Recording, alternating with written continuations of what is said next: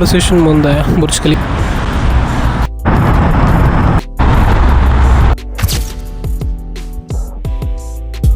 Hello guys, ಎಲ್ಲರೂ ಹೇಗಿದ್ದೀರಾ? ನನ್ನ ಹೊಸ ವ್ಲಾಗಿಗೆ ಎಲ್ಲರಿಗೂ ಸ್ವಾಗತ. ಸೊ ದುಬೈಯಿಂದ ನನ್ನ ಸೆಕೆಂಡ್ ವ್ಲಾಗ್ ಇದು. ಎಲ್ಲರ ಮನಸ್ಸಲ್ಲೂ ದುಬೈ ಅಂತ ಕೇಳಿಸ್ಕೊಂಡಾಗ ತಲೆಗೆ ಫಸ್ಟ್ ಬರೋದೇ ಬುರ್ಜ್ ಖಲೀಫಾ ಅಲ್ವಾ? ಸೊ ಇವತ್ತು ನಾನು ಅದನ್ನು ತೋರಿಸ್ತೀನಿ, ಎಲ್ಲರೂ ಸ್ಟೇ ಟ್ಯೂನ್ಡ್ ಆಗಿರಿ. ಬಿಟ್ಟು ದುಬೈ ಮಾಲು, ಇಲ್ಲಿ ಎಂಟ್ರೆನ್ಸ್ ಒಳಗೆ ಹೋದ್ಮೇಲೆ ನಮಗೆಲ್ಲ ಬುರ್ಜ್ ಖಲೀಫಾ ಆಗಲಿ ಎಲ್ಲ ಕಾಣಿಸುತ್ತೆ. ಸೊ ಇಲ್ಲಿಂದ ಒಳಗೆ ಹೋಗಬೇಕು. ಮೆಟ್ರೋದಲ್ಲಿ ರೆಡ್ ಲೈನ್ ಹಿಡ್ಕೊಂಡು ಡೈರೆಕ್ಟ್ ದುಬೈ ಮಾಲ್ ಸ್ಟಾಪ್ ಇರುತ್ತೆ. ಇಲ್ಲಿ ಇಳ್ಕೊಂಡ್ರೆ ಸಾಕು, ನಮಗೆ ಬರ್ಬೋದು ಆರಾಮಾಗಿ. ವ್ಯೂಸ್ ನೋಡಿ ಚೆನ್ನಾಗಿದೆ ಇಲ್ಲಿಂದ.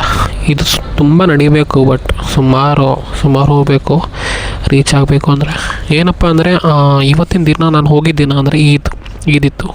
ಸೊ ನಮಗೆ ಅಲೋ ಇರಲ್ಲ ಒಳಗೆ, ಯಾಕಂದರೆ ಓನ್ಲಿ ಕಪಲ್ಸ್ ಆಗಲಿ ಫ್ಯಾಮಿಲೀಸ್ ಆಗಲಿ ಎಂಟ್ರೆನ್ಸ್ ಇರುತ್ತೆ.